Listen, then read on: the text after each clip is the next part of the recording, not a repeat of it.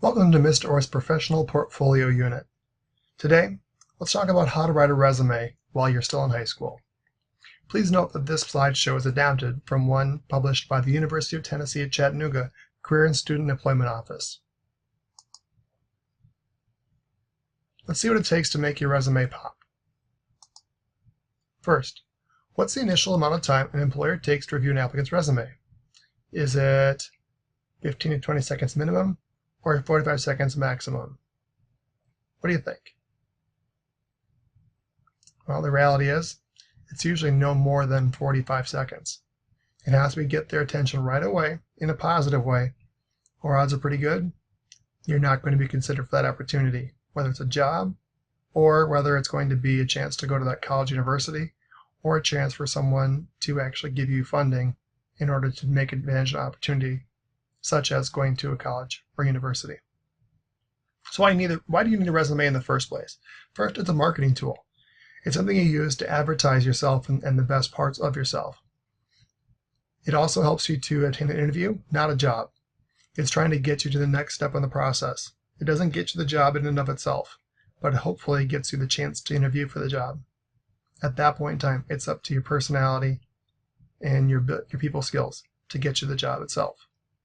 Also, simply put, it's a requirement for many organizations. Without one, you're not even going to be considered in the first place. So let's talk about hidden messages in a resume. A resume reflects yourself. If a resume is in fact neat, then that is going to give the impression that you in fact are a neat individual. If a resume is well organized, it's going to give the impression that you are well organized. If a resume does not have any errors, it's going to indicate that you take careful attention to detail in the work that you do. If your resume has a professional appearance, doesn't look sloppy, messy, kind of haphazard, then that's going to give the impression that you in fact are careful and competent, meaning you're able to do what you need to do. Alright, let's talk about the actual sections within a resume, one at a time. First, the header. The header, not surprisingly, just where it goes, is at the top of the page. The question is, what do you include in the header? Well, it's not that different than a header you use for a class assignment, but this is a little bit more permanent. So, things that are included are your name, your permanent address and present address. For many people, it's one and the same. Your email address. I'm going to recommend you use a personal email address and one that has your name and the title. No funky names with it, no clever nicknames, no cutesy things, nothing that anybody could take an objection to. It should make it very clear who they're sending an email to so they don't accidentally send something else to you by mistake. And a telephone number, one they actually can reach you at. It may not necessarily be a mobile number, but it should definitely be a number that they can use to reach you. And again, all that header information goes at the very top of the page. Why?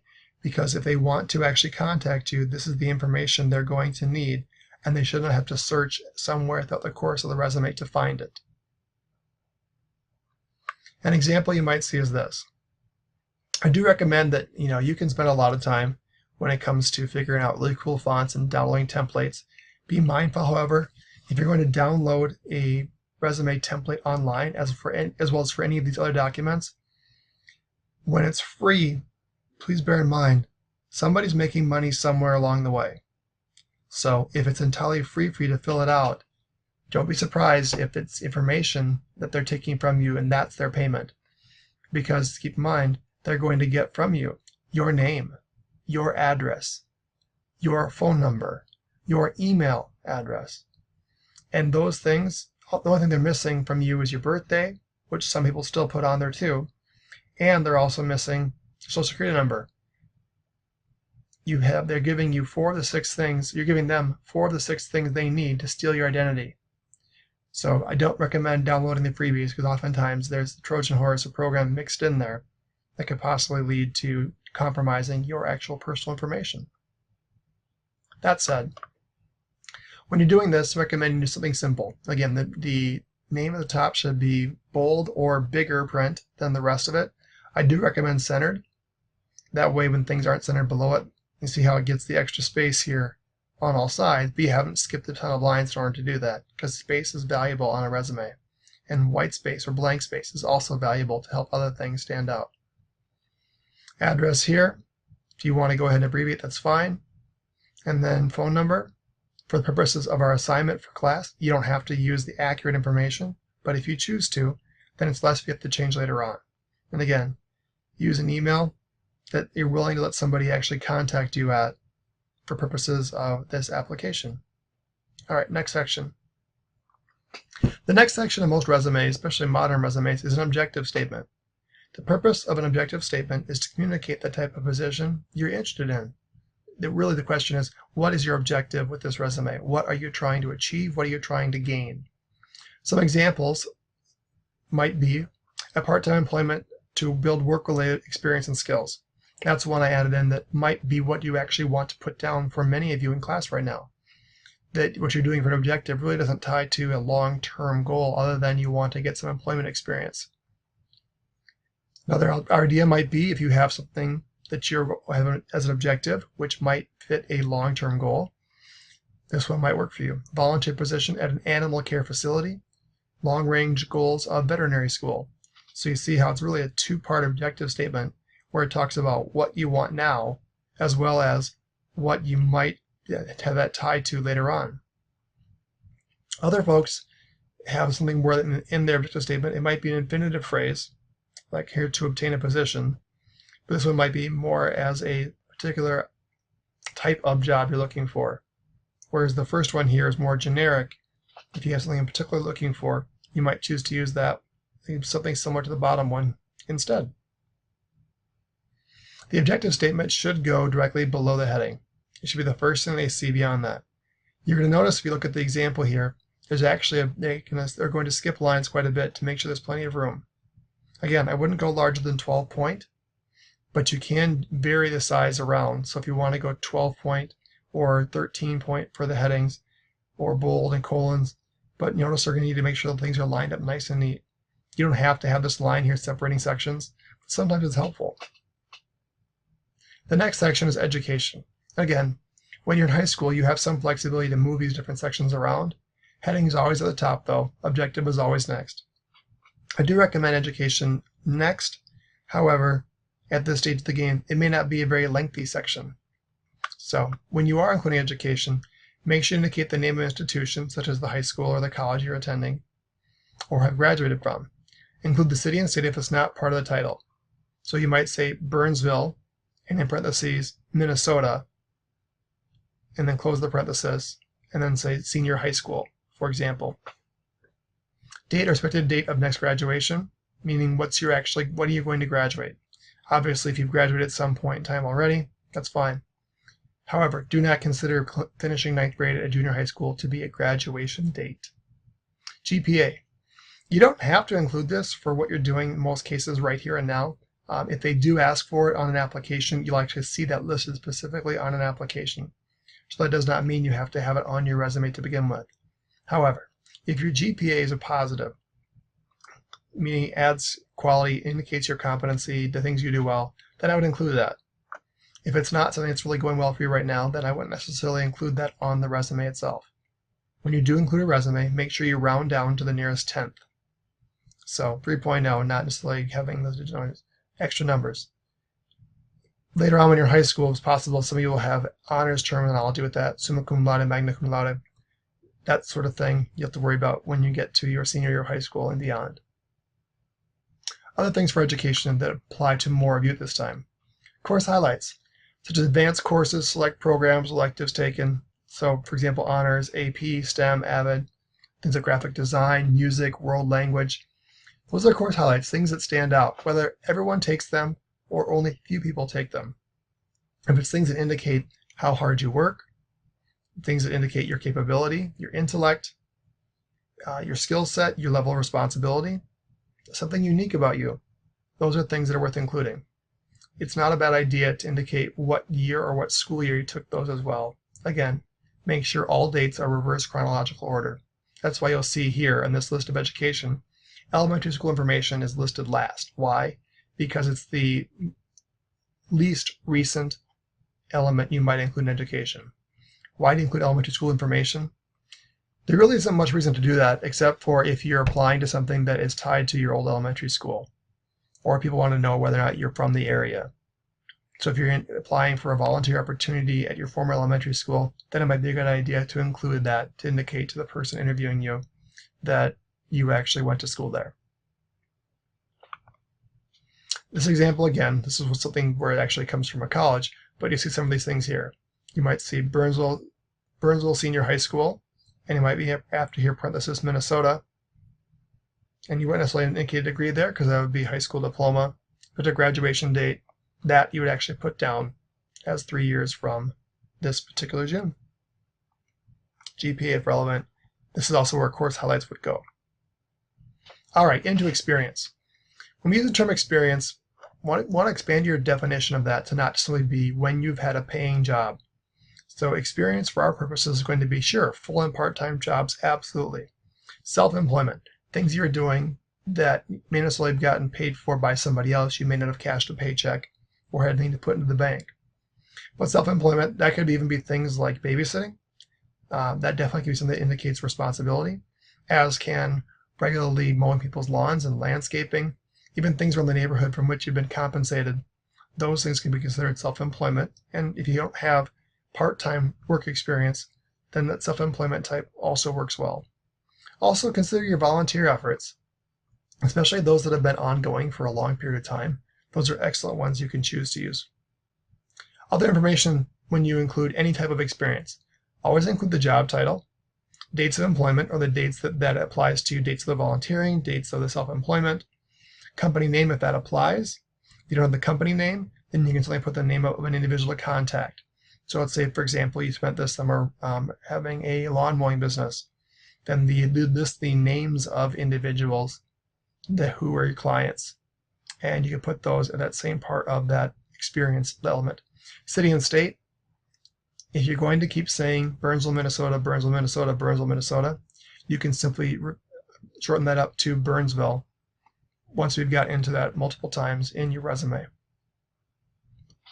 The new thing that's far more evolved in terms of modern resumes compared to what they were 20 years ago or so is that people aren't really as concerned with the name of the job that you had, because there's so many more jobs now than there used to be, and each job is unique. So now we make sure we list responsibilities as part of resumes. The question is, what did they ask you to do, and what did you do well at that place of employment? So here we're listing by bullet points with the start of each line with an action verb. Bear in mind, if you're currently doing that job, if it's present tense. If you're no longer working there, past tense. And also vary your choice of verbs. Don't simply say am, is, are, was, were. Make sure you use precise, engaging action verbs with it. Make sure you tailor skills and experiences to the position for which you are applying. What that means is if you're applying for a job that requires a great deal of responsibility, for example, it's a job where you're closing down a particular fast food place at night, and the manager's not going to be there. So you're looking for things that demonstrate your independence and responsibility on the job. If it's something where you're going to be handling money, for example, then something where you've done that also indicates you've handled money before, even for fundraising. Those also are things you might want to include. Be concise while providing enough detail means you want to say as much as possible in the fewest number of words. So here's some examples. Relevant experience, other experience. You don't need to necessarily include both of those two things. That would be things where other experience is going to be your high school jobs if they don't apply to your actual college employment or your college degree. So right now, all experience is relevant. So you can just say work experience or just experience. And again, notice in this particular resume, and if you want to use this exact format, you're welcome to do that. But notice how you've got name of the job in bold, the name of the company or organization, dates, and notice that we've got dates here, and see how they all line up. They're lining up on the left-hand side here with the headings. Then we bumped over. These all line up for the job titles and the companies. However, over on this side, it's lining up on the right for the city and state as well as the dates. And notice how we've got different verbs: assisted, screened, observed, trained, participate, oversee, open, and close. And we've got these things that are clearly present. That's why they're present tense. This is in the past, so these are past tense. Honors and awards. Again, some people don't have very many of these, and that's fine. For what you do have, make sure you identify that and clarify that as much as you can. So make sure honors and awards you order by dates. That's reverse chronological. So the most recent stuff first. Even if it's really, really cool or really, really lame, but it's something you're going to include on a resume, you still follow that reverse chronological order. Okay? That's one way to do it. Rank order by importance to the job or career objective. You might break those into two groups, for example, in the same sense of the relevant experience and other work experience. You might have relevant honors and awards and other awards. That's also a way to do it, so you can do both of these combinations. Also consider including organizations, memberships, and activities. And that might be a separate section, or it might be one kind of catch-all section with possibly awards, could possibly go in with academic things for the education, and other types of awards might go in with organizations, memberships, activities. Of course, that includes sports, but think about things beyond that. Religious organizations you belong to, community organizations, scouting, other teams, places where you mentor and help out, places where you coach or ump or ref. You may not consider those work experience, then definitely include them in this section. Again, a couple options are order by date, reverse chronological. Typically recommend that. You could rank order by importance to the career objective. So whatever is most important to this job, you want first in that section.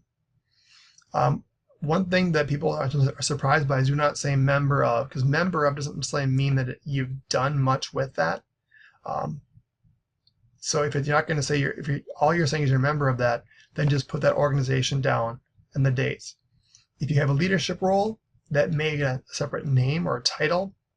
Otherwise, it may just be something where you maybe have a bullet point of what skills or what your role was in that organization. Oh, and make sure you spell out the name of the organization, not using abbreviations or acronyms, even if you think everyone knows what that organization is. So you see here too, we've got honors and activities in this order.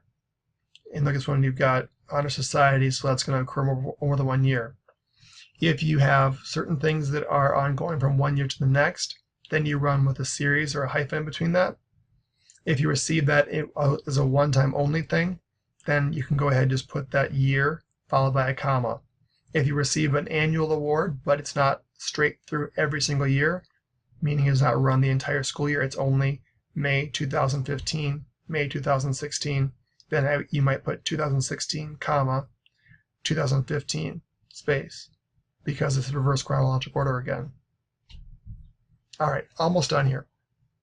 For interests, if your document is lacking for content, meaning you haven't had much to put on the resume so far, you might choose to include your interests. Think about the things you do when you're not at school. Think about the things you do that really make you excited about life. Don't necessarily only include things that are organized activities. This is really about the stuff that gets you going, the stuff that makes you happy, the things that you're really passionate about, things that someone might not know about you if all they ever see is you working and doing what you're told. That's a great place to include this. It can easily be a list. It doesn't have to be a bulleted list. It could be a comma-separated list, but both of those work. Oh, and the bottom line of your resume is additional references available upon request. I want to see that word for word typed at the very bottom of the resume. It doesn't necessarily need to be super big font. It doesn't need to be bold, but it should definitely appear there, so that no matter what you include with the particular resume, what you include the application, there's always a chance for more references if they should need them or ask for them. All right, quick do's and don'ts. Resume do's: always use action verbs, short, concise sentences, or even brief phrases. Think about phrases that may not necessarily be complete sentences, but that communicate a full idea. Okay. Do's: use numbers, percentages, and dollar amounts when it's relevant. Keep resume easy to read. Keep it about 1 page. There's no reason in high school to have more than a 1-page resume.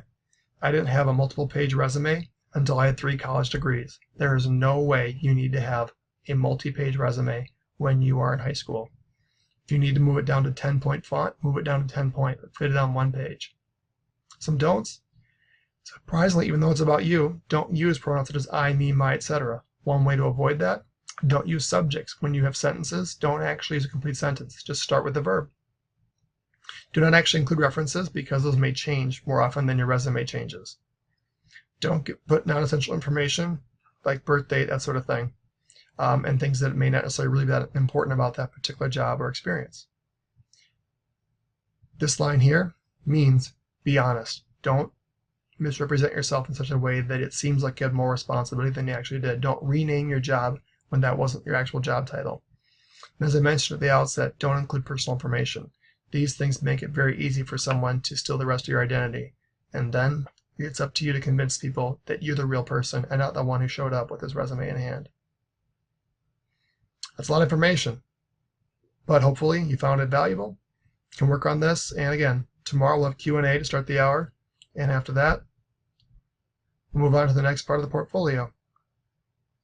Have fun.